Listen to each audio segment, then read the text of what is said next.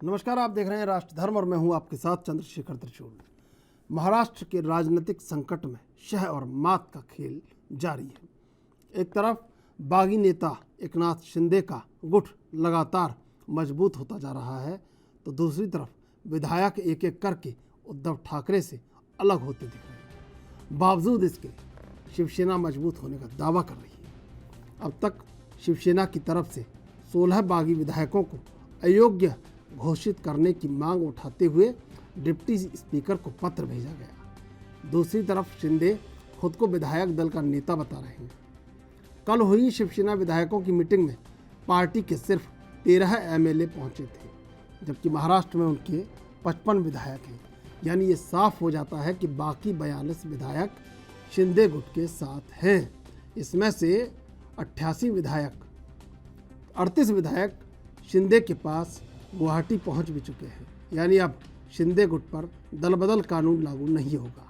एक और जहां मातोश्री में उद्धव ठाकरे की शरद पवार के साथ बैठक हो रही है, वहीं उनके घर के बाहर सड़क पर हजारों शिवसैनिक उनके समर्थन में जुट गए हैं और वह उद्धव के समर्थन में नारे लगा रहे हैं। शिवसैनिक बैंड बाजे के साथ उनके घर के बाहर जुट रहे हैं, बसों में भरकर वहां पहुंच रहे हैं।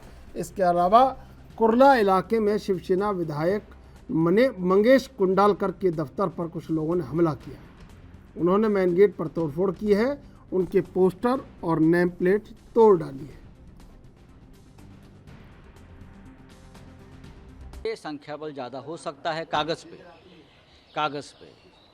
अब ये लड़ाई जो है ये कानूनी लड़ाई हो जाएगी, लेजिस्लेटिव लड़ाई हो जाएगी। हमारे लोगों ने 12 विधायक जो है जिसने बगावत की भाषा की है, उनके खिलाफ एक्शन लेने की शुरुआत की है। उनको डिस्क्वालिफिकेशन के लिए हमारे लोग सभापति महोदय के पास गए हैं। मुझे टेक्निकल बातें ज़्यादा मालूम नहीं है, मैं नहीं बोलूँगा, लेकिन एक एक्शन चल रही है।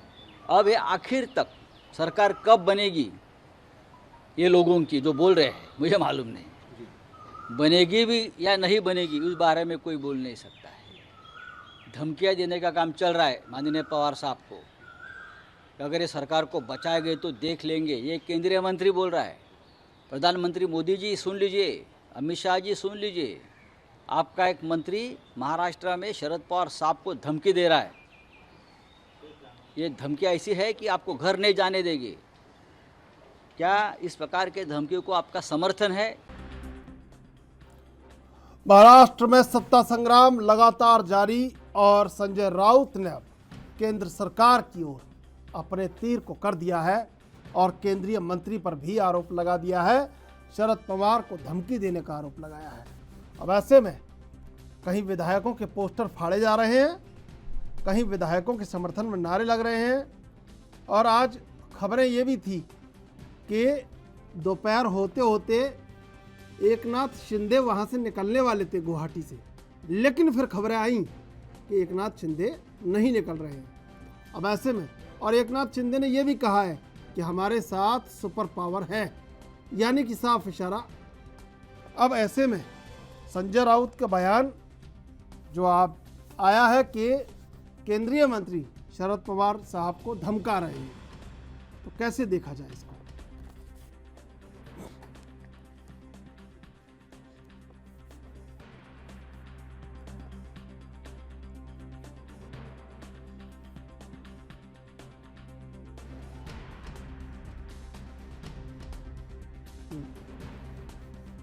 और अब तक कई बागी नेताओं ने कई बार शिवसेना को नुकसान पहुंचाने की कोशिश की। आपको ग्राफिक्स दिखाते हैं।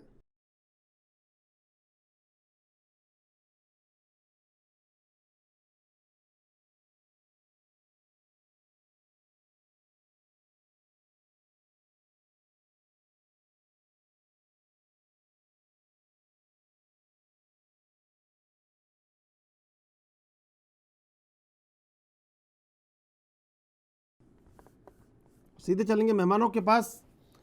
हमारे साथ इस मुद्दे पर चर्चा करने के लिए 3 मेहमान जुड़े हुए हैं। अश्विनी शाही बीजेपी से, भरत सिंह कांग्रेस से, विपिन शर्मा वरिष्ठ पत्रकार राजनीतिक विश्लेषक। आप तीनों का स्वागत है एएनबी न्यूज़ पर। सबसे पहले अश्विनी जी आपके पास आएंगे। अश्विनी जी, आपने तो क्या कहें खेल बिगाड़ के रख दिया है शिवसेना का और महाविकास अघाड़ी का और कांग्रेस का। एनसीपी का, सबका पूरा खेल ही बिगाड़ के रख दिया। और ये आपकी काबिलियत है इस बार के खेल में आप कहीं दिख नहीं रहे हैं। आज संजय राउत ने पहली बार निशाना साधा है, पहली बार कहा है कि केंद्रीय मंत्री धमका रहे हैं। बाकी खेल बाहर से आप खेल रहे थे, लेकिन बिगाड़ दिया है पूरा खेल। त्रिशूल जी देखिए, दोनों बातें आप भी कह रहे हैं और ये सोचने वाली भी बात है कि हम लोग कहीं इस सीन में नहीं है और ना हम लोग आना चाहते हैं। इनके परिवार का मुद्दा है, शिवसेना का मुद्दा है। शिवसेना का पूर्ण समर्पित सिपाही जो बाला साहब ठाकरे जी के हनुमान कहे जाते थे, शिंदे साहब, आज अपनी पार्टी के खिलाफ बगावत कर रहे हैं। वो बाला साहब ठाकरे जी की नीतियों में भरोसा तो रखते हैं, लेकिन उद्धव साहब ठाकरे के ऊपर भरोसा नहीं है उनका। इसलिए इतने विधायकों को लेकर वो अलग हैं और उन्होंने शुरुआत से एक बात कहा है कि अगर अभी भी शिवसेना जो है अपने बाला साहब ठाकरे जी की नीतियों पर वापस लौट आए तो हम साथ में है, कहीं कोई बात नहीं। लेकिन संजय राउत जी धमकी देते हैं 24 घंटे में लौट आओ। अभी देखिए क्या क्या उन्होंने धमकियां दी है, बहुत कुछ। अब तो आदित्य ठाकरे जी जो इतने दिन शांत रहे, कहीं गायब रहे, उन्होंने भी कहना शुरू कर दिया है कि भाई ये तो पैसा लेकर बिक गए हैं लोग, गद्दार हैं। अब उनको गद्दार कहा जा रहा है जो बाला साहब ठाकरे के साथ कंधे से कंधा मिलाकर चला करते थे।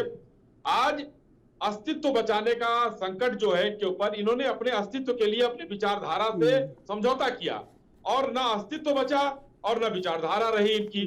तो आज उस अस्तित्व के लिए यानी कि उस पार्टी को बचाने की जद्दोजहद चल रही है त्रिशूल जी। इसमें भारतीय जनता पार्टी का दूर दूर तक कोई लेना देना नहीं है। हाँ, अगर कहीं से भी कोई संकेत मिलता है कि ये लोग हमारे पास पूर्ण बहुमत के साथ आ रहे हैं तो हम भी राजनीति करने बैठे हैं, हम जरूर इनका साथ लेंगे और सरकार बनाने की बिल्कुल। लेना लेना है, देना कुछ नहीं। लेकिन अभी ऐसा कुछ नहीं। लेना देना नहीं, कि लेना लेना है, देना कुछ नहीं है। ये आप कहिए कि लेना है, देना कुछ नहीं है। भारत सिंह जी, अब देखिए जी अश्विनी जी, मैं त्रिशूल जी देखिए, अब लेना हो या देना हो ये तो राजनीति है, लोकतंत्र है। यहाँ पर न किसी से दुश्मनी होती है न दोस्ती होती है। हमेशा दुश्मनी भी हमेशा की नहीं होती है, दोस्ती भी हमेशा की नहीं होती है। संभावनाएं हरदम हर चीज की बरकरार होती हैं। उसी संभावनाओं पर आप लोग भी कयास लगा रहे हैं और हम लोग देख रहे हैं कहीं धुआं होगा। हो सकता है कि धुआं में हमारे लिए कुछ बेहतर हो तो हम जरूर जाएंगे उधर कि देखें क्या होता है। ये तो धुआं और चिंगारी सब आप ही की उठाई हुई है। अब माने या ना माने आप इस बात को।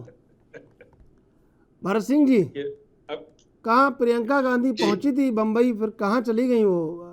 वीडियो तो आए थे कि प्रियंका गांधी बम्बई पहुंची हैं और उसके बाद नहीं, फिर आगे की खबर नहीं पता चली कि कहाँ कैसे। और महाविकास, सुन तो लीजिए भाई, अरे सुन तो लीजिए, थोड़ा बहुत तो हमें भी पूछ लेनी दिया कीजिए।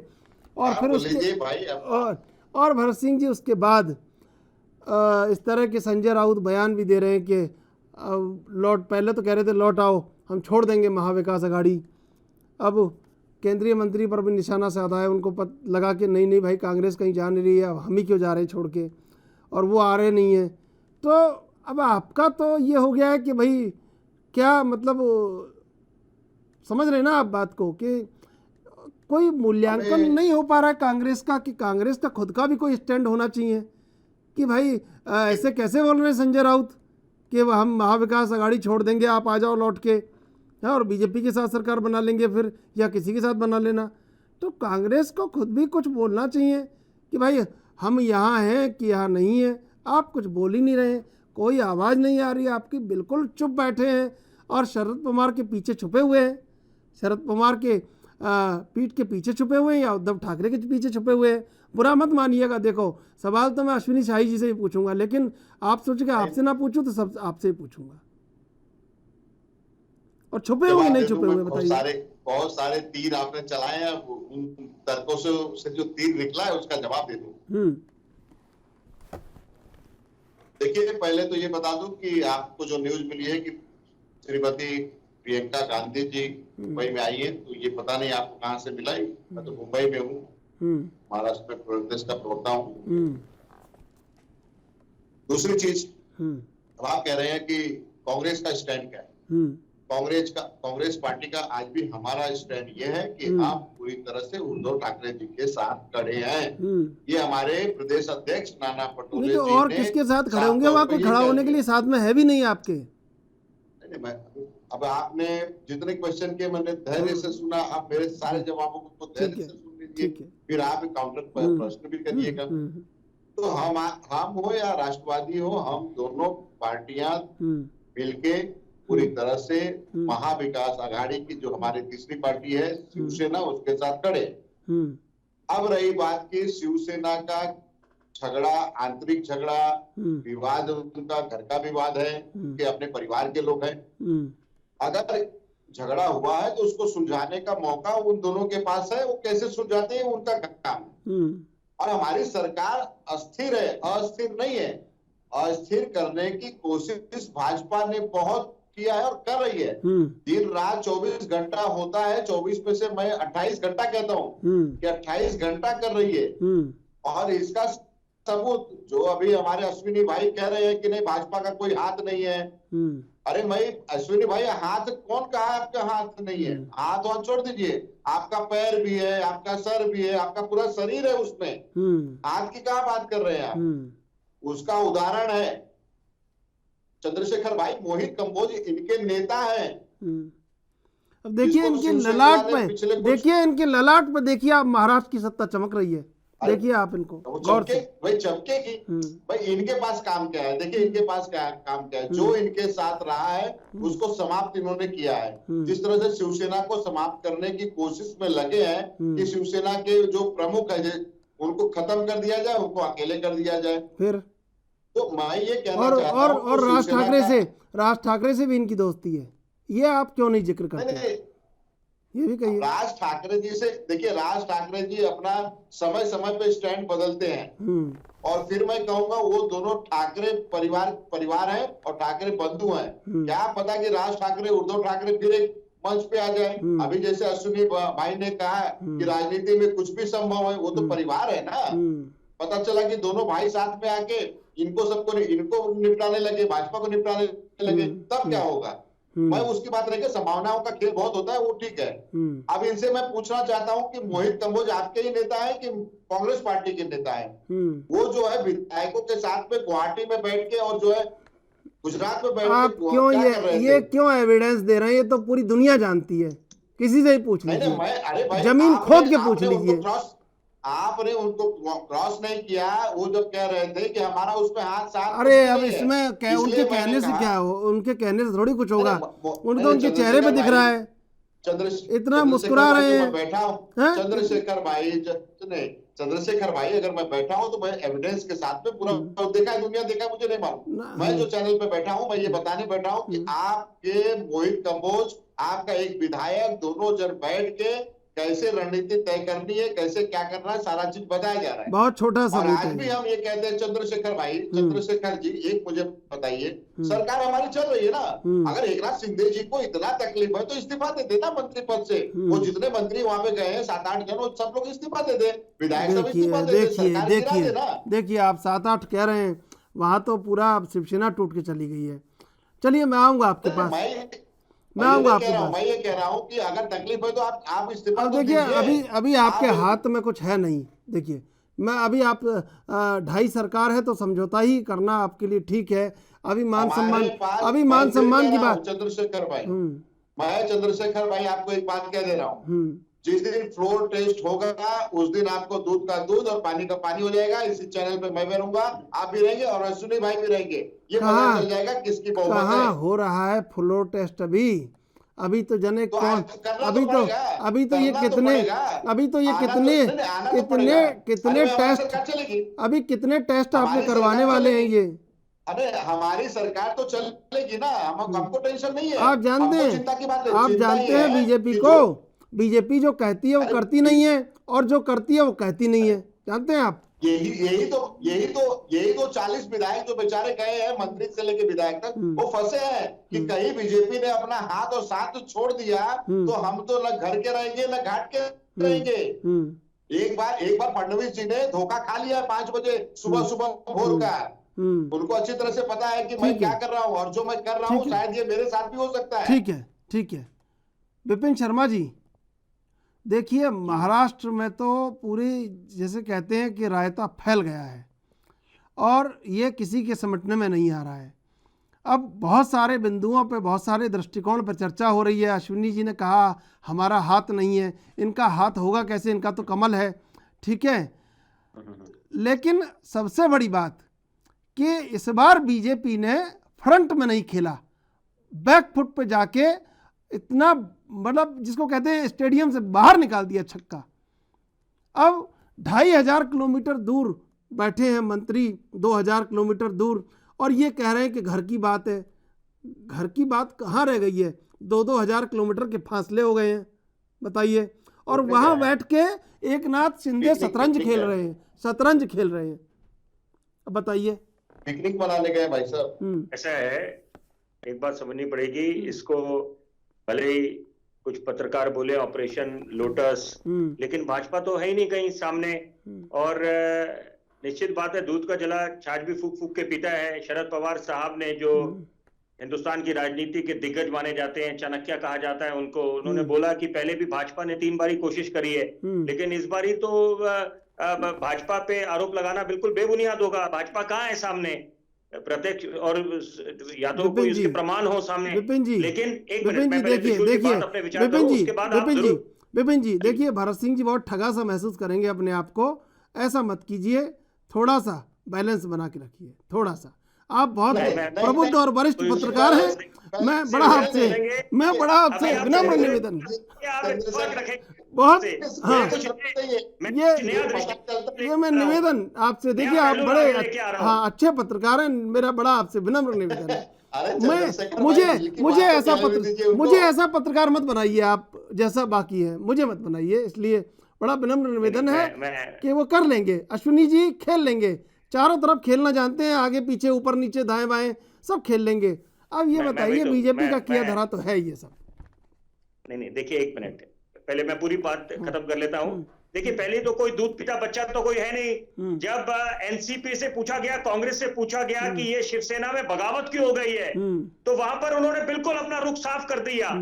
उन्होंने बोला कि ये अंदरूनी मामला है शिवसेना का, आपस में वो सक्षम है, निपट लेंगे।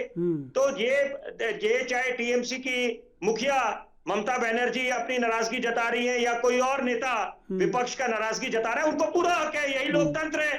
लेकिन यहाँ पर कोई दूध पीता बच्चा तो है नहीं कि यहाँ पर आके उनको कोई आपने मुंगेरी लाल के हसीन सपने दिखा दिए और वो सपनों में बिल्कुल बह गए।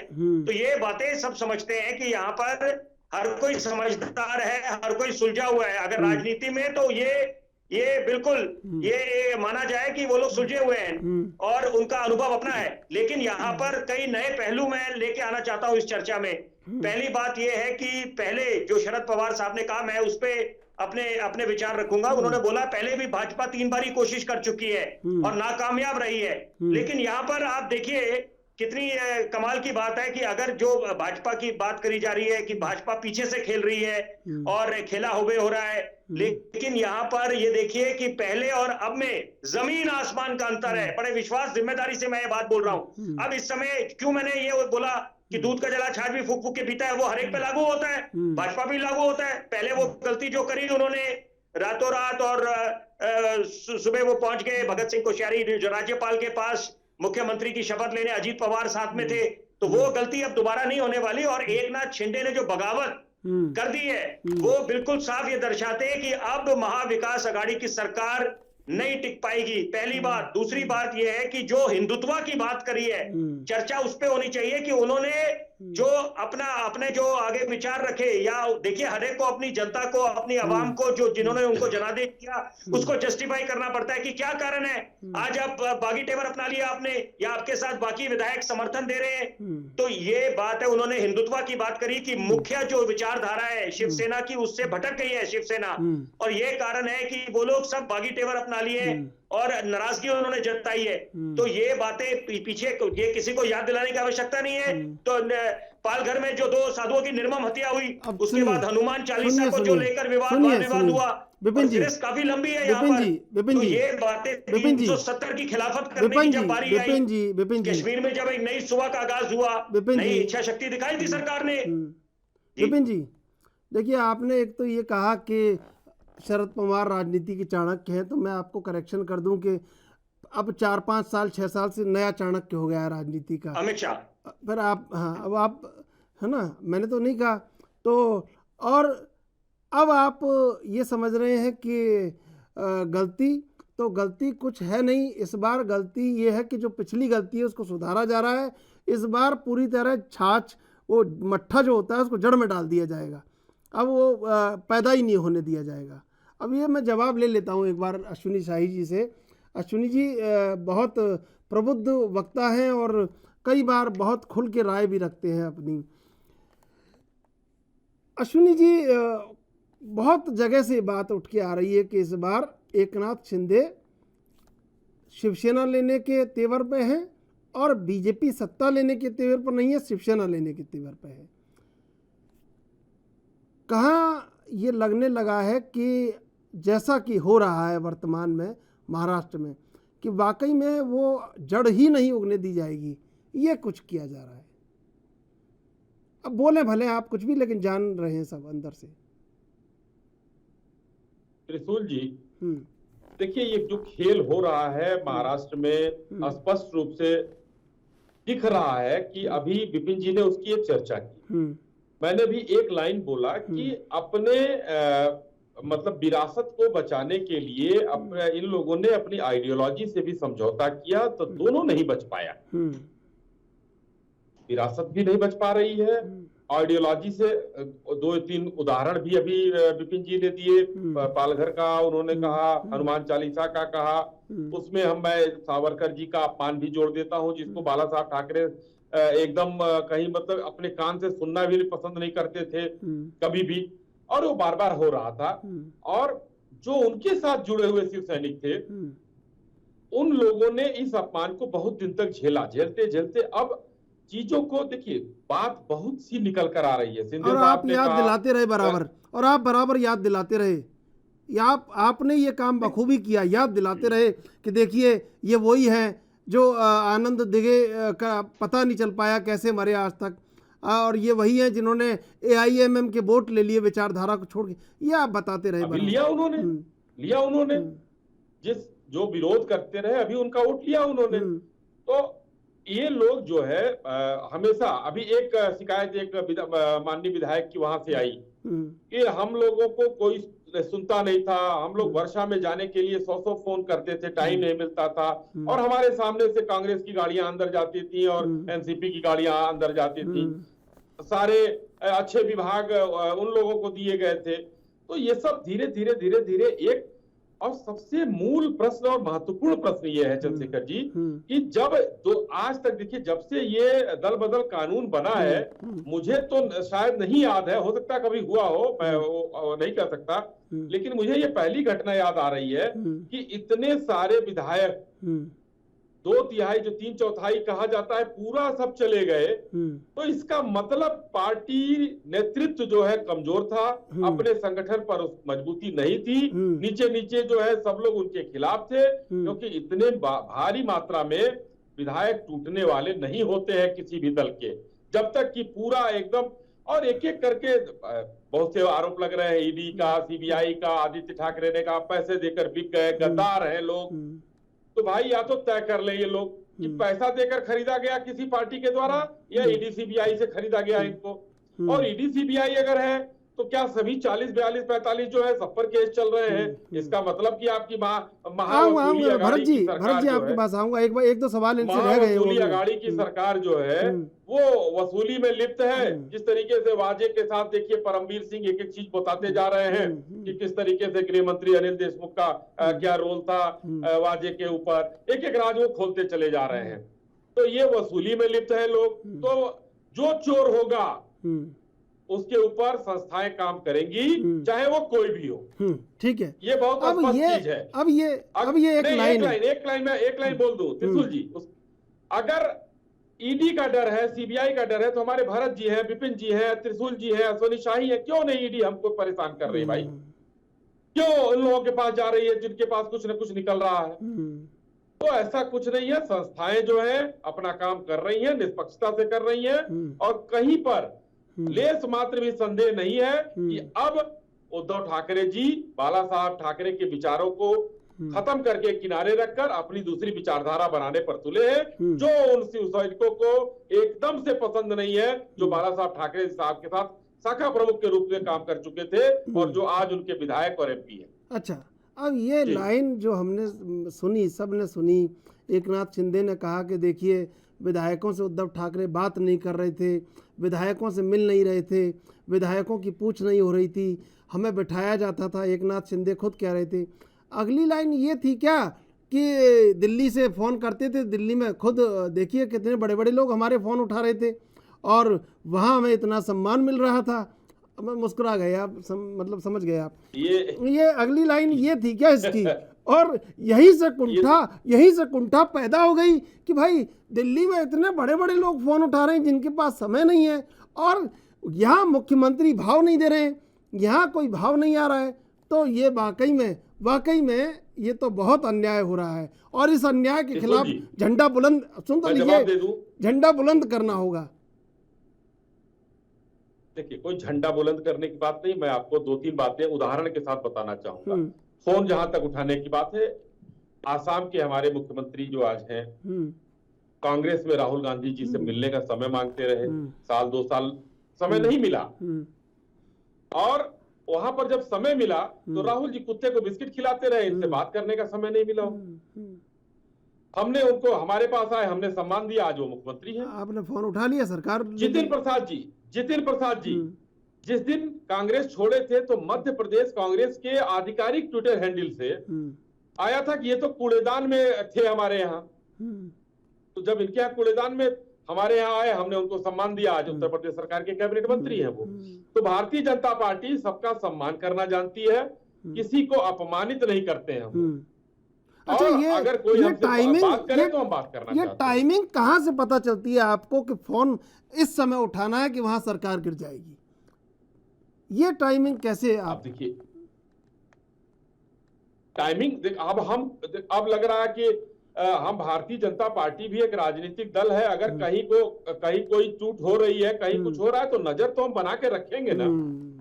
तो हम तो देख रहे हैं कि क्या हो रहा है। उसी समय एकनाथ शिंदे का फोन आया हुआ कि बहुत अन्याय हो रहा है। आपने कहा अन्याय तो हो रहा है आपके संग, तो बोले क्या किया जाए? बोले आप देख लीजिए, आपके राजनीतिक गुरु के संग क्या हुआ और आपके संग क्या हुआ। आप तो खुद मुख्यमंत्री बनने वाले थे और आज हमारे पास आते तो हम तो बना ही देते आपको मुख्यमंत्री, और आपके बेटे को भी कोई पूछ नहीं रहा है, हम तो आपके बेटे को भी, श्रीकांत शिंदे को भी केंद्रीय मंत्री बना देंगे। अब एकनाथ शिंदे को लगा कि भाई इतनी सारे, एक तरफ तो हमें इज्जत ही नहीं मिल रही है, समृद्धि प्रोजेक्ट की फाइल कैंसिल हो गई है, और दूसरी तरफ उद्धव ठाकरे बार बार चक्कर कटवा रहे हैं, यहाँ सीधा केंद्रीय मंत्री और आला कमान हाई कमान फ़ोन उठा रहे हैं और इतनी ढांढस बता रहे हैं। तो ये ठीक है, ये कर लिया जाए।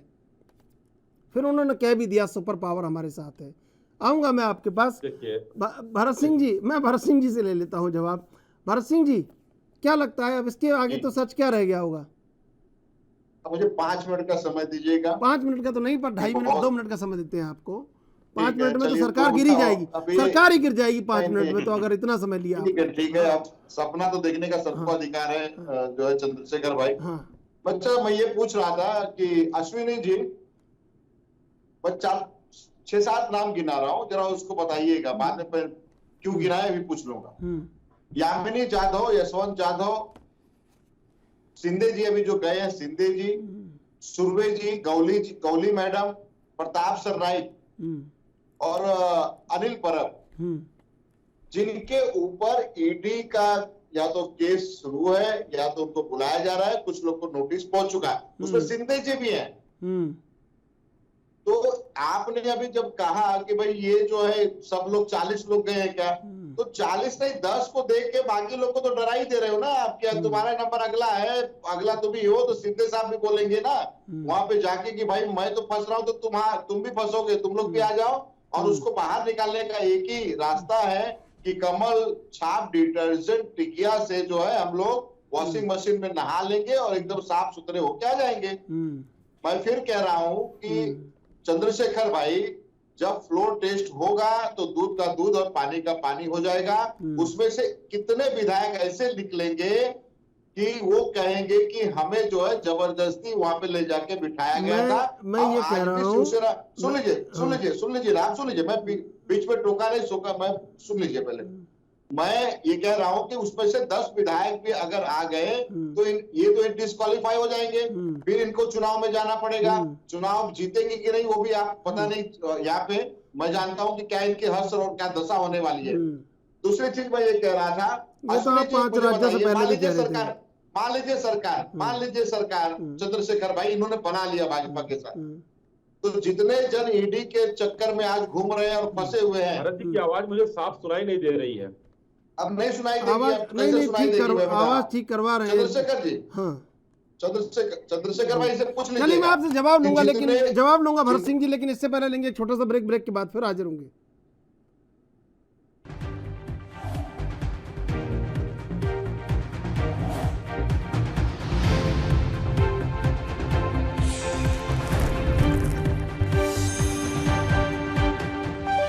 और सीधे चलेंगे मेहमानों के पास। भरत सिंह जी, मैं ये कह रहा था कि आप कह रहे थे कि दूध का दूध पानी का पानी हो जाएगा। मैं ये कह रहा हूँ कहीं ऐसा ना हो कि दूध इनका हो जाए और आप पानी हो जाए।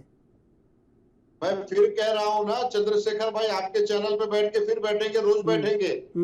ये अश्विनी जी भी बैठेंगे और जो भाजपा ये तो सत्ता में बैठेंगे, ये क्यों बैठेंगे, ये तो सत्ता में बैठ जाएंगे। भाजपा के विश्लेषक भरत जी, भाजपा के विश्लेषक या विपिन शर्मा जी हैं? विपिन शर्मा जी, मुझे ये विपिन शर्मा जी राजनीतिक विश्लेषक है, ऐसे नहीं।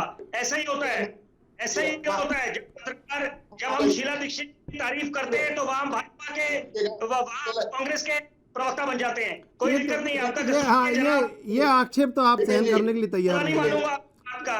हम लोग पत्रकार ये रोज ये होता है, रोज होता जीवन है। खपा दिया है पत्रकारिता में। और अब तो देखिए, अब तो इतना होने लगा है कि हम भी एक, देखिए हम भी, सुनिए भरत सिंह जी, अब तो देखिए भरत सिंह जी सुन तो लीजिए, सम्मान बढ़ा दिया। सुन लीजिए, हम अब तो इतना होने लगा है कि हम भी एक दूसरे को टोकने लगे हैं। देख लीजिए, इससे ज्यादा निष्पक्ष और कितना रहे, बताइए आप। भाई मैं चंद्रशेखर भाई कुछ नहीं कहा, गलती से वो निकल गया भाजपा के विश्लेषक बेचारे जो है राजनीतिक विश्लेषक ठीक। सच्चाई आप अगर बोलते, देखिए फिर मैं कहूंगा कि आप भाजपा के विश्लेषक हैं और हैं, इसमें कोई दो मत और दो राय नहीं है। नहीं तो भाजपा इतनी व्यापक हो चुकी है ना आजकल, भाजपा इतनी व्यापक हो चुकी है कि अब भाजपा के विश्लेषक, भाजपा के लिए भी विश्लेषक चाहिए। इस समय देश में सबको डर है। मैं ये कह रहा हूँ कि देखिएगा चंद्रशेखर भाई, मैं फिर एकदम कॉन्फिडेंस से कह रहा हूँ कि जिस दिन फ्लोर टेस्ट हो गया अश्विनी जी, फिर आपके नेता देवेंद्र फडणवीस को एक बार मुंह की खानी पड़ेगी और दिल्ली तलब किया जाएगा कि तुमको मैं बार बार आपको मैं समझाया हूँ कि शिवसेना के चक्कर में और महाविकास आघाड़ी के चक्कर में मत पड़ो, और बार बार ये तुमको बेवकूफ बना रहे हैं। और फिर से एक ऐसा दिन आने अच्छा, एक शेर, अब मुझे पता नहीं है, देखिए भरत सिंह जी, मुझे पता नहीं किसके लिए इस्तेमाल होगा, लेकिन एक शेर मुझे याद आ गया कि वो बड़े सलीके से झूठ बोलता रहा, मैं यकीन नहीं करता तो क्या करता। उद्धव जी भी यही आज बोल रहे थे, उद्धव जी भी यही शेर जो उन्होंने सुनाया। मैं फिर कहता हूँ कि चाणक्य इनके पास नहीं है, देश के सबसे बड़े चाणक्य जो है वो शरद पवार जी हैं। और उन्होंने कहा जब, और बहुत अश्विनी जी मुझे बहुत बुरा लगा, शायद आपको भी लगेगा, शायद चंद्रशेखर भाई को भी लगेगा। नहीं मेरे को तो क्यों लगेगा, बताइए आप क्या बुरा है, बता दीजिए। नहीं, एक बहुत बड़े नेता है शरद पवार जी। जिस तरह से आपके केंद्रीय मिनिस्टर ने एकदम खुले तौर पे कल रात को ट्वीट करके धमकी दिया कि मैं घर से निकलना भारी कर दूंगा, मुश्किल कर दूंगा, तो मुझे लगता है इस स्तर पे केंद्रीय मिनिस्टर को, देखिए राणे जी का क्या यहाँ पे कैसा उनका एक रूप है वो हम सब महाराष्ट्र जानता है। अगर आप केंद्रीय मिनिस्टर बन गए हो, आप एक संवैधानिक पद पे हो, और इस तरह से धमकी देना मतलब ये हो गया कि नरेंद्र मोदी जी और अमित शाह जी धमकी दे रहे हैं। तो कम से कम इतना है कि श्री शरद पवार चंद जैसे आदमी, विशेष करके उनके जैसे एक कद्दावर नेता के लिए इस तरह से एक केंद्रीय मिनिस्टर को नहीं यूज करना चाहिए कोई भी शब्द। वो तो देखिए, सुनिए भरत सिंह जी, वो तो पूरे भारत को सिंधुदुर्ग और कणकवली समझते हैं, ठीक है। ये तो सही ठीक है, एकदम सही कहा, लेकिन इसका खामियाज भाजपा को भुगतना पड़ेगा, कहीं ना कहीं इसका खामियाज भाजपा को भुगतना पड़ेगा। चलिए ठीक है। विपिन शर्मा जी, क्या होगा ये फ्लो टेस्ट बार बार मेरे सवाल का जवाब इन्होंने नहीं दिया। मैंने कहा कि दूध भाजपा का हो जाए और आप पानी पानी हो जाएं, ऐसा तो नहीं हो जाएगा। क्या होगा कि क्या शिवसेना खुद की करने के लिए चिट्ठी देंगे एक नाथ शिंदे, या ये कहेंगे कि शिवसेना का असली उत्तराधिकारी मैं हूँ बाला साहब ठाकरे का असली शिवसैनिक? क्या होने वाला है? देखिए, असल मुद्दा ये है कि यहाँ पर जब महाविकास सरकार, अगर हम पीछे जाएं 2.5 साल पहले जाएं, तो वहां पर सबसे ज्यादा जनता ने जनादेश अपना किसको दिया? वहां भाजपा को दिया। लेकिन सरकार किसने बनाई? इन 3 राजनीतिक दलों ने मिलकर महाविकास आघाड़ी सरकार का गठन हुआ और एनसीपी, शिवसेना, कांग्रेस, अलग अलग विचारधारा के राजनीतिक दलों ने हाथ मिलाया और सत्ता पे काबिज हुए। सबको हक है यहाँ पर, और इन्होंने सरकार चलाई, अच्छा कार्यभार इन्होंने करा, अपना कार्यकाल पूरा करा। 2.5 साल अच्छा निभाया, जबकि वो अलग बात है कि डे 1 से ये अनुमान लगाया जा रहा था कि ये सरकार ज्यादा दिन नहीं चलने वाली, लेकिन 2.5 साल बहुत बड़ी बात होता है। लेकिन अभी दूसरी बात यह है कि कांग्रेस, देखिए, फिर घूम फिर के सुई कांग्रेस पे आके रुक जाती है कि कांग्रेस जब तक अगर सत्ता पे नहीं है, 2014 का चुनाव हारी, 2019 का चुनाव हारी, तो यहाँ पर उसके लिए कांग्रेस ही जिम्मेदार है। कांग्रेस को दोबारा दिलों में जगह बनानी पड़ेगी देश के आवाम पे, और उसके लिए कोई बाहर वाला तो आएगा नहीं। कांग्रेस को अपना संगठन भी मजबूत करना है, शीर्ष नेतृत्व भी मजबूत करना है।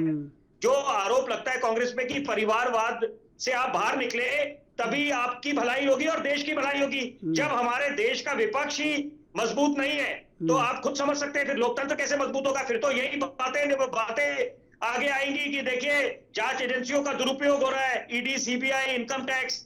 तो यहाँ पर सबसे पहली बात है कि कांग्रेस को अब मजबूत होना पड़ेगा। मैं उदाहरण दूंगा, और पहले भी चर्चा में आपके साथ कई बारी मैंने भाग लिया है यहाँ पर। और देखिए, एक बात बड़ी साफ है कि 1998 से लेकर 2013 के दौर का मैं अक्सर जिक्र करता हूँ। स्वर्णिम दौर था वो, जो दिल्ली वासियों ने देखा। मैं खुद दिल्ली वासियों गर्व महसूस करता हूँ। कांग्रेस की सरकार थी, शीला दीक्षित मुख्यमंत्री थी। वो दौर दोबारा नहीं, हम देखने के लिए आंखें तरस गई हैं। असल में विकास कार्य उस दौरान हुए थे। कांग्रेस क्यों नहीं आत्ममंथन करती कि आज वो सूरत-ए-हाल है कि के बाद 2015 और 2020 के कांग्रेस अपना खाता नहीं खोल पाई है। कांग्रेस उसमें संतुष्ट रहती है कि भाजपा की परास्त हो गई। तो जनाब, यहाँ तो आत्ममंथन करने की आवश्यकता है। कांग्रेस अगर मजबूत होगी तो देश के लिए भी अच्छा होगा, देशवासियों के लिए भी अच्छा होगा। मैंने साथ साथ जिक्र करा चौधरी प्रेम सिंह का, उससे क्यों नहीं प्रेरणा लेते आप? विश्व का कीर्तिमान उनके नाम पे दर्ज है Guinness book of world record में। 50 साल से ज्यादा वो चुनाव नहीं हारे थे। उसके बाद वो हारे, वो अलग बात है, आम आदमी पार्टी से, लेकिन 50 साल का रिकॉर्ड, कीर्तिमान उनके नाम दर्ज है।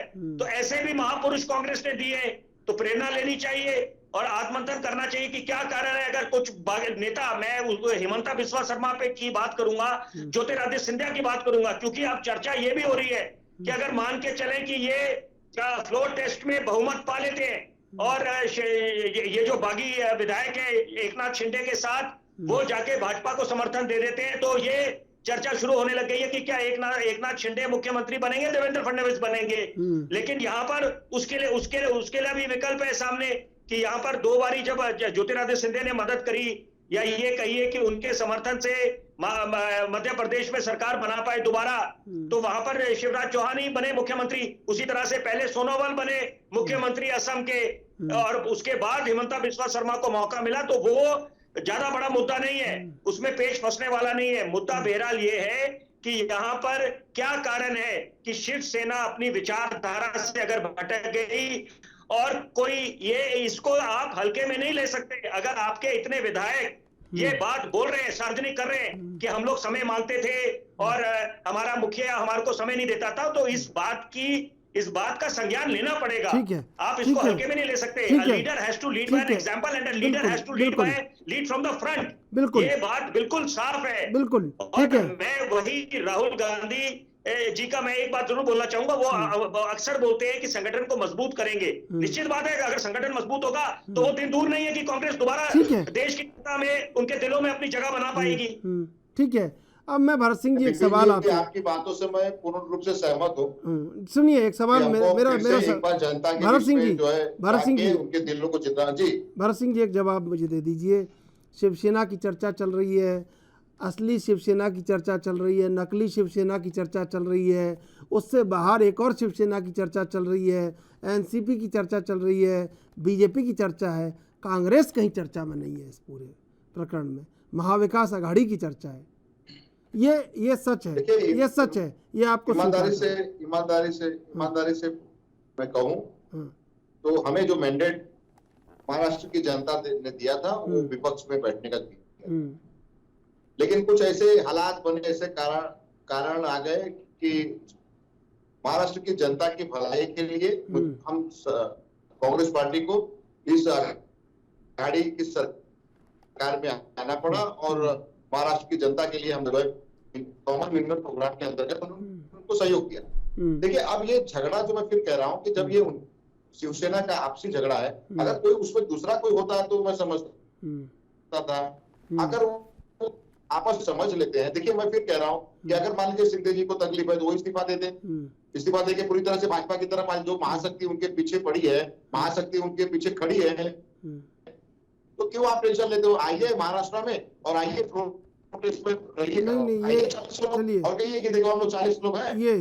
ये मैं जवाब अश्विनी जी से ले लेता हूँ। अश्विनी जी 2 बातें मुझे खल रही हैं इसमें पूरे प्रकरण में। एक बात तो ये कि राज ठाकरे कुछ बोले नहीं, और दूसरी ये कि कांग्रेस का कोई नाम नहीं हो रहा है, कहीं भी चर्चा नहीं हो रही है। तो ये दोनों सवाल के जवाब मुझे आपसे चाहिए। ऐसा क्यों हो रहा है? कोई सोची समझी रणनीति है क्या? देखिए, राज ठाकरे जी तो जब उनकी इच्छा होती है बोलते हैं, वो अपने मन के मर्जी मालिक हैं। नहीं, आपने कह दिया हो तो बोलते हैं, समाज में आते हैं। आपने कह दिया हो कि अभी नहीं बोलना है। अब ऐसी कयास तो कुछ भी लगाए जा सकते हैं। त्रिशूल जी, आप पत्रकार हैं, आपके सूत्र हमसे ज्यादा मजबूत है और कयास कुछ भी हो सकता है। बोल दिया हो कि भाई अभी समय नहीं है, अभी नहीं बोलना है। दूसरा कांग्रेस की स्थिति ये है, आपने सुना होगा डोली होती थी ना पहले जो शादियों में, तो डोली में आगे भी कहार होते थे, पीछे भी होते थे। आगे वाला जो कहार होता था मार्गदर्शक होता था, पीछे वाला सिर्फ अपने कंधे पर लेके चलता था, जैसे आगे वाला चलता था पीछे पीछे। तो उस डोली के पिछले कहार की स्थिति है कांग्रेस की, जो विपिन जी ने अपने 2 शब्दों में कहा था कि कांग्रेस को आत्ममंथन करना होगा। कांग्रेस यहाँ पर पिछला कहार है, वो इस भूमिका में है कि जहां लोग जाएंगे हम भी चले जाएंगे, क्योंकि ले देकर अब 3 स्टेट में 2 स्टेट में आधी आधी और 2 स्टेट में पूरी सरकार बची है। तो अब आने वाले दिनों में चुनाव में जो स्थितियां जनता सवाल पूछ रहे हैं आपसे अश्विनी जी। भरत सिंह जी कुछ कहना कह लीजिए अच्छे आप गोवा के थे आराम से क्या करा? आराम से। जब गोवा में एक सीट पे आप कहार थे ना, कहार के भूमिका में थे ना, बहुत आप चले जाइए जो है बिहार में क्या स्थिति थी इसके पहले, तो आप कहार। अब देखिए, अब सच्चाई हमने कह दिया तो हमको लग रहा भरत जी को बुरा लग गया। भाई आपसे सवाल पूछा मैंने, उस सवाल का जवाब दिया। चंद्रशेखर जहाँ पे आप ये सरकार बनाए तो कहारी की भूमिका में थे क्या ये? उसके बाद में बिहार में क्या कहार की भूमिका? और भरत सिंह जी उस बात रखेंगे। अरे देखिए, आप विपिन जी मत बोलिए, आप फिर ये आपके ऊपर अभी हो जाएगा कि आप इधर वो बोल रहे हैं। आप मत बोलिए, मैं आऊंगा आपके पास। ये मेरी बात से इत्तेफाक रखेंगे। देखिए, फिर आप ये बोल भरत सिंह जी बोलेंगे, फिर ये दो जने मिलके मुझे कर रहे हैं, आप वो दे रहे हैं। मैं बोल लूं आपको, उसके बाद भरत जी सुन लीजिए, भरत जी जवाब ले लीजिए, आप जवाब ले लीजिए। तो त्रिशूल जी देखिए, ये 2 बातें ये बड़ी महत्वपूर्ण बातें हैं कि इनकी सरकारें अब वहां पर जो है किसी ने आज देखिए, आज भी मीटिंग हुई, आज जो मीटिंग हुई उस मीटिंग में शरद पवार जी ने नेतृत्व किया। कांग्रेस के पटोले साहब आ रहे हैं, मीडिया जब पूछ रही है तो कुछ जवाब देकर चले जा रहे हैं। सच्चाई है कांग्रेस को इससे लेना, हाँ कांग्रेस अपने विधायकों को बचा, उसमें 4-5 विधायक कम आए थे। अभी इनकी मीटिंग हुई थी, 4-5 विधायक कम आए थे इनके यहाँ भी। मामला वहां भी कुछ गड़बड़ है, हो सकता है कि वो लोग नहीं, उनको तो पता है, भाई, उनको पता है कहाँ जाना है, उनको पता है किसको फोन करना है, उनको कोई बताने की जरूरत नहीं है। हमारे विधायक बिकाऊ नहीं है। दूसरी बात जो उनको भरत जी, एक लाइन में मैं बात समाप्त करता हूँ। ये आरोप लगाना आप लोग बंद कीजिए कि भारतीय जनता पार्टी ये काम कर रही है, नहीं कर रही है, क्योंकि जो सूत्रधार आप लोग, जब सरकार आपकी थी, विपिन जी शायद आपको भी याद होगा, 91 में बाबरी मस्जिद की घटना याद होगी, उत्तर प्रदेश की सरकार। भरत जी मैं आऊंगा, सुन लीजिए, जवाब ले लीजिए भरत जी, जवाब ले लीजिए, मैं आऊंगा उसके आपके साथ शांता कुमार जी का क्या दोष था? हिमाचल की सरकार भी बर्खास्त, राजस्थान में भैरव सिंह शेखावत जी की सरकार भी बर्खास्त और मध्य प्रदेश की भी सरकार बर्खास्त। किसकी सरकार थी? नरसिम्हा राव जी की सरकार थी, कांग्रेस की सरकार थी। वहाँ पे जनता त्राही त्राही कर रही है, लेकिन अब देखिए, उसका जो है ध्यान नहीं है। अब भरत जी अब सुनेंगे नहीं चीजों को। विधायकों को 1-1 लाख रुपया ये कह रहा हूँ अश्विनी जी, जहाँ पे आप रुकाए ना गुवाहाटी में, आसाम में, वहाँ पे त्राही त्राही कर रही है जनता बाढ़ से, परेशान है, उनको खाने के मोहताज हो गए, उनको खाने के लिए नहीं है, मगर आप विधायकों को वहाँ पे एकदम सच है, एकदम सच है। 1 लाख रुपए के ऊपर राजस्थान में किसान भी खाद के लिए त्राही त्राही कर रहे थे और लाठियों से आपने पिटवाया उनको। ये कौन सा न्याय किया आपने भाई? राजस्थान में आपने लाठियों से पिटवाया खाद के लिए, वो त्राही त्राही कर रहे थे, खाद नहीं था उनके पास। तो ये ठीक है, आप वो मत करिए। बिल्कुल बिल्कुल बिल्कुल बिल्कुल भरत सिंह जी, खर्चा देने के लिए आपके पास पैसा है, भरत सिंह जी, लेकिन जनता, आप बोले पैसे की बात मत करिए, पैसा तो आप लोग खर्चा कर ही रहे हो ना, विधायकों को पैसा भी दे रहे हो, उनको खाने पीने रहने का सारा बंदोबस्त कर रहे हो, भाई इतना मेहरबानी क्यों कर रहे हो आप? आपसे तो कोई मतलब ही नहीं है ना, आपका कहाँ आपके पास बिल है क्या? अरे भाई आपके पास बिल है क्या? राष्ट्रीय कार्यालय से बिल भरा गया है, आपके पास है क्या? बिल है क्या कहीं? कोई साक्ष्य हो तो बताइए ना भाई। कमाल कर रहे हैं भरत सिंह जी, आप भी ऐसे मत कीजिए, आप डिबेट में बैठे हैं, ऐसे मत कीजिए कि एकदम उठा के कहीं भी तीर चला दिया। विपिन शर्मा जी, तीर नहीं चला, भाई तीर नहीं चला चंद्रशेखर भाई, ये पूरा बिल जो है ये भाजपा स्पॉन्सरशिप, पूरा भाजपा की है, कहाँ है बिल? कहाँ है? कोई सबूत कोई पेश कर दीजिए भाई, अच्छा रहेगा। एएनबी न्यूज उसको ब्रेकिंग न्यूज चलाएगा। नहीं, हम दिखा देंगे, हम दिखा देंगे भाई, आप दीजिए ना, उसका बिल ले आइए, बिल दे दीजिए, हम दिखा देंगे सारे एटीएम। और आप ये आरोप नहीं लगा पाएंगे मीडिया ने नहीं दिखाया, हम दिखा देंगे, हम दिखा देंगे। हम किसी से नहीं डरते हैं, हम किसी नहीं डरते। आप दिखाइए, आपका बहुत बहुत स्वागत है, कम से कम ये पता चलेगा। लाइए बिल, लाइए, भाजपा कितना बिल लाइए तो सही, बिल लाइए तो सही, बिल लाएंगे तभी तो दिखाएंगे ना। विपिन शर्मा, मिल जाएगा, समय आने पे मिल जाएगा, समय आने पे तो जाने क्या क्या मिलेगा और किसको क्या मिलेगा। श्रीकांत शिंदे केंद्रीय मंत्री बन जाएं, आप कांग्रेस, एकदम भाई, केंद्रीय मिनिस्टर मिल जाएगा इनको, मुख्यमंत्री, कहीं शिंदे जी को मुख्यमंत्री मांग लेंगे तो फडणवीस जी का क्या होगा, वो सोचिए। ये तो कर लेंगे अपना, इनका तो बहुत आती है ये सेटिंग बिठाना, अब तो बहुत आ गई है इनको, किसको क्या करना है।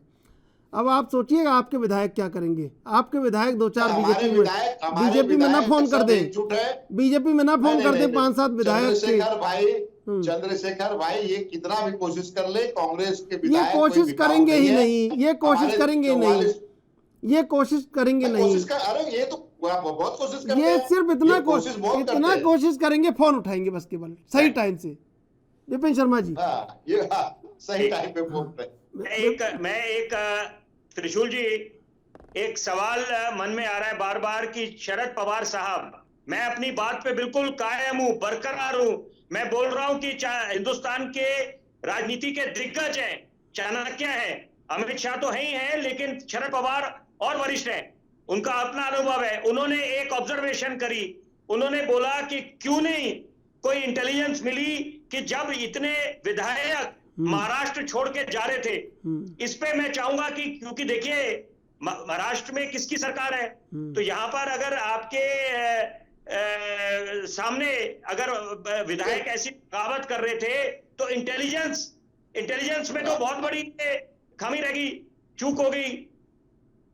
इसके लिए फेलियर था विपिन जी, ये ऑनेस्टली बोल रहा हूँ, ये फेलियर था, इसलिए इसी वजह से शरद पवार जी इस पे खफा भी हुए, उन्होंने अपनी नाराजगी भी दिखाई कि इस तरह से कैसे हो गया ये, कहीं ना कहीं। और उनके पास ही गृह खाता है कौन सामने, है कौन सामने, आप समझ रहे हैं विपिन शर्मा जी?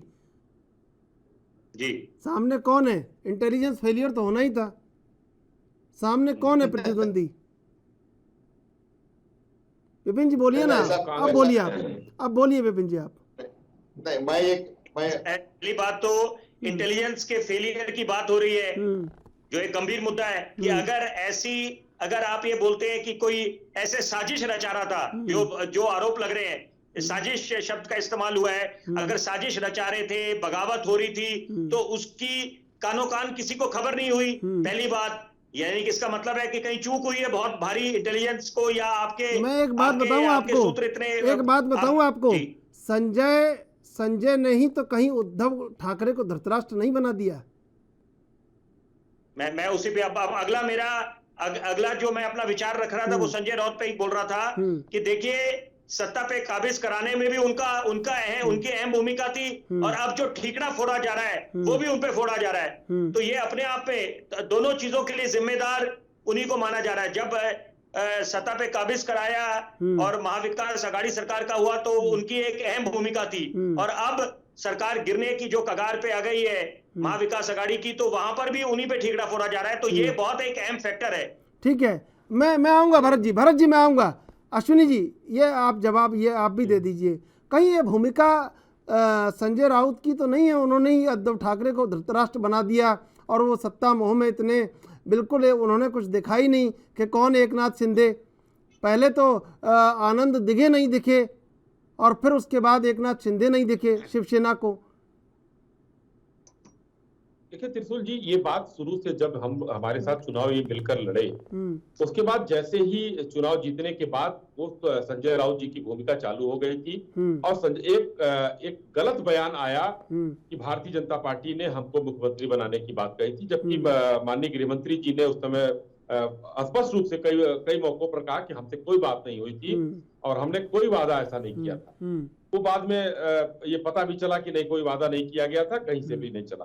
तो उस समय से उनकी भूमिका थी, और महाविकास अघाड़ी के पास ले जाने का ये संजय राउत जी का ही प्लान था, और आज तक वो उन्हीं के प्लान में। और शिंदे साहब को की अनदेखी करना और राउत जी का कद बढ़ना, क्योंकि ये जो है शिंदे साहब बाला साहब ठाकरे के साथ काम कर रहे थे, उनके साथ उनके विचारधारा से ओतप्रोत थे, संघ शाखा प्रमुख से लेकर और आज जो है मंत्री तक भी आए। तो वो चीजें इन लोगों के यहाँ इनको पच नहीं रही थी कि क्यों आखिर में संजय राउत जी को इस कदर किया जा रहा है कि हम लोगों की विचारधारा से भी समझौता करा दिया इन्होंने। आज हम लोगों की कोई पूछ नहीं है, हम शिव सैनिक जान देते हैं अपने सेना के लिए, अपने दल के लिए, लेकिन एक व्यक्ति के लिए जो है तो धृतराष्ट्र शब्द आपने यूज किया, वो इन लोगों ने, और एक नहीं अभी कई ऐसी घटनाएं हैं जिसमें संजय राउत जी की संलिप्तता पाई गई है।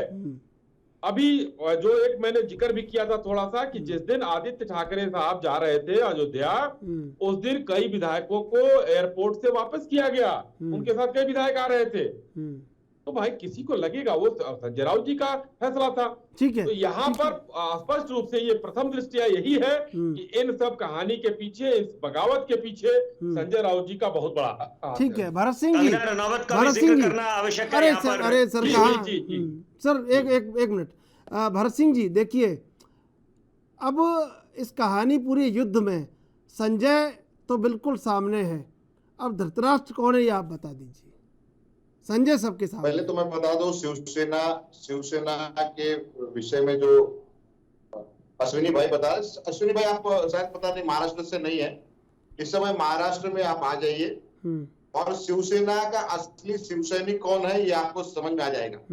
आज गली गली में शिवसेना के कार्यकर्ता, जो शिवसेना बाला साहब ठाकरे के साथ में रहने वाले शिवसैनिक, जो शिवसेना को मानते हैं, जो उद्धव साहब को मानते हैं, वो आज गली गली में सब जगह बैनर, पोस्टर, काली पोतना, ये शिवसैनिक, उन्होंने ये कहा है, सभी शिवसेना के जो कार्यकर्ता नीचे, मैं कैडर की बात कर रहा हूँ, जो आपका कैडर होता है ना, वो कैडर की बात कर रहे हैं, वो कैडर ये कह रहा है इनको बनाया हमने, ये जो 40 जगह पे बैठे हैं। अभी आपने एक ही चाल देखी है, अभी आपने एक ही चाल देखी है, अभी दूसरी चाल कहाँ देखी है? दूसरी चाल चली कहाँ है बीजेपी ने?